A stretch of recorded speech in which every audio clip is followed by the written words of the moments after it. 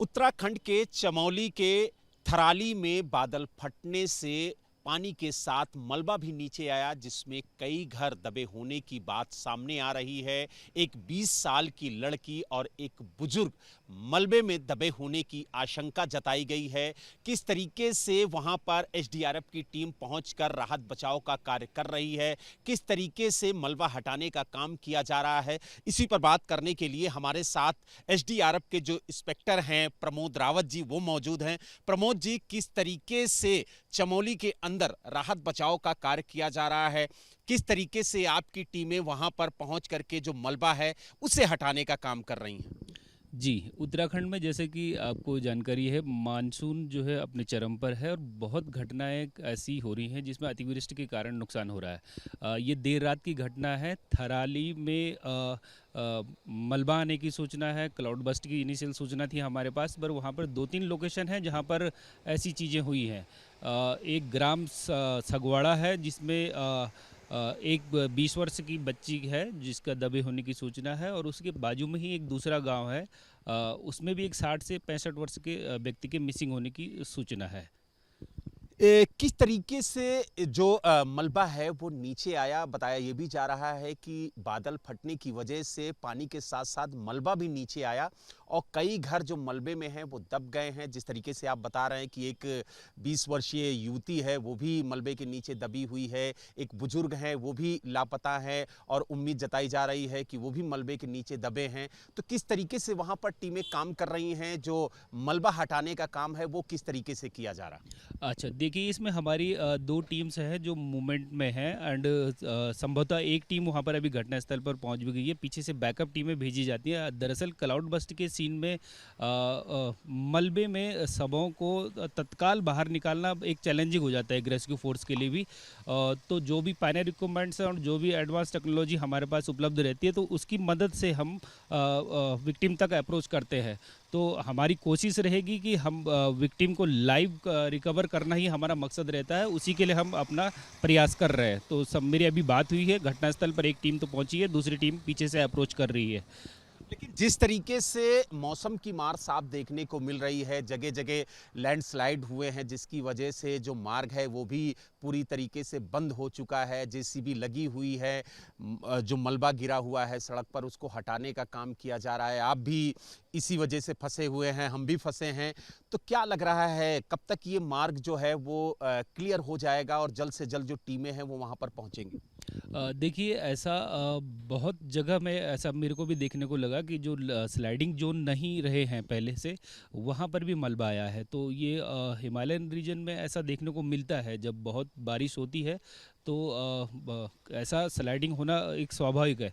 लेकिन इस बार कुछ ज़्यादा देखने को मिला है, क्योंकि विगत 2 दिन पूर्व भी मैं हरसिल से अप्रोच कर रहा था नीचे के लिए, तो डबरानी क्षेत्र, गंगरानी क्षेत्र और इवन हमारा नालू पानी धरासू बैंड के पास, वहाँ पर भी बड़ा लैंडस्लाइड है। तो कई बार ऐसा होता है कि मशीनें लगी हुई हैं, गवर्नमेंट की तरफ से सारी व्यवस्था रहती है कि जहाँ जहाँ स्लाइड जोन हो वहाँ पर ज़्यादा देर ट्रैफिक ना रुके, क्योंकि वो फिर आम जनमानस के लिए भी एक खतरा बना होता है। तो अभी भी जहाँ पर हम स्टक हुए हैं, कि मेरी अभी बात हुई है, तो 10 एक मिनट में शायद ये रास्ता खुलेगा और हम अपना आगे की तरफ बढ़ेंगे। प्रमोद जी, आपसे ये जानना चाहेंगे कि थराली में क्या कई घर मलबे में दब गए हैं या फिर कुछ 2-4 घर ही दबे हुए हैं? दरअसल ये जो 2 गांव हैं हमारे, उनमें तो जिसमें कि मिसिंग की सूचना है, उसके अलावा जो थराली कस्बा है, कस्बे में भी मलबे के साथ पानी गिरा हुआ है। और उसमें जो सूचना मिली है कि वहाँ नुकसान नहीं हुआ है, पर मलबा पानी के साथ लोगों के घरों में हल्का फुल्का ऐसा घुसा है, लेकिन उसमें नुकसान की अभी तक कोई खबर नहीं है। बाकी टीमें वहाँ पर एक टीम पहुँच चुकी है, दूसरी टीम अप्रोच कर रही है। तो हमारा भरसक प्रयास रहेगा कि किसी तरह की जनहानि को न्यूनतम किया जा सके। अगर बात करें सयाना चट्टी की, जहाँ पर एक झील बन गई है, जो यमुनोत्री का पानी है उसके बहाव में अवरोध उत्पन्न हुआ, जिसकी वजह से वहाँ पानी जमा हो गया और झील की शक्ल ले ली है, कई घर पानी में डूब गए हैं। तो वहाँ पर किस तरीके का राहत बचाव कार्य चल रहा है? दरअसल ये 2-4 दिन पहले की घटना है। एक झील तो हमारी हरसिल में, जो कि धराली आपदा की वजह से निर्मित हो गई थी, जो खीरगाड़ में पहले एक बादल फटने की घटना हुई, उसके बाद तेलगाड़ में हुई जो आर्मी कैंप के ऊपर से बादल फटने की घटना हुई। एंड दो एक जगह में जो है वो गंगा रिवर का जो नेचुरल फ्लो था वो डाइवर्ट हुआ है अपने दूसरे कॉर्नर की तरफ।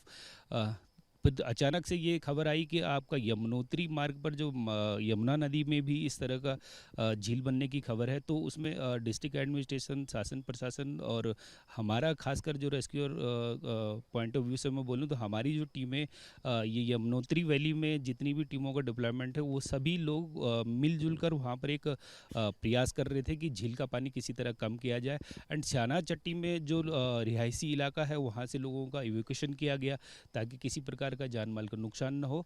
तो अभी देर रात उसमें पानी कम हुआ है और इवन जो अभी जो हमारा यमुनोत्री नेशनल हाईवे है जो कि पानी में पूरी तरह से जो है डूबा हुआ था, तो वो अभी हम लोगों को विजिबल दिख रहा है फोटोग्राफ्स में।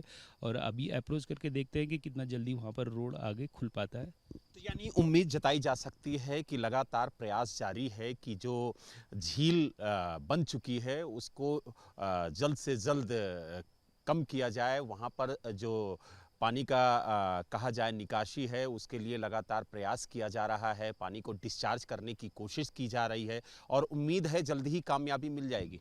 जी, मुझे लगता है कि शायद जो यमुनोत्री मार्ग पर ये जो झील बनी थी श्याना चट्टी में, तो वो शायद मामला आज नहीं तो कल तक वो रिजॉल्व हो जाएगा और वो हाईवे अपना पहले की तरह उसमें यातायात सरलता से चलता रहेगा। तो आपने देखा हमारे साथ जो एसडीआरएफ के इंस्पेक्टर थे प्रमोद रावत, वो मौजूद थे और उन्होंने बताया कि किस तरीके से मौसम की मार उत्तराखंड झेल रहा है और जिस तरीके से लगातार एसडीआरएफ की टीम मौके पर पहुंचकर राहत बचाव का कार्य कर रही हैं। और उन्होंने बताया कि किस तरीके से चमोली के अंदर उनकी टीम काम कर रही है, किस तरीके से श्याना चट्टी में जो झील बनी है उसके जल निकासी के लिए लगातार काम किया जा रहा है। तो यानी दोनों जगह टीमें लगी हुई हैं और लगातार जो रेस्क्यू का कार्य है वो किया जा रहा है और उम्मीद जताई जा रही है कि जल्द से जल्द जो लोग मलबे में दबे हैं उन्हें भी बाहर निकाल लिया जाएगा। उत्तराखंड से वीडियो जर्नलिस्ट सुनील कुमार के साथ बलराम पांडे, एबीपी न्यूज।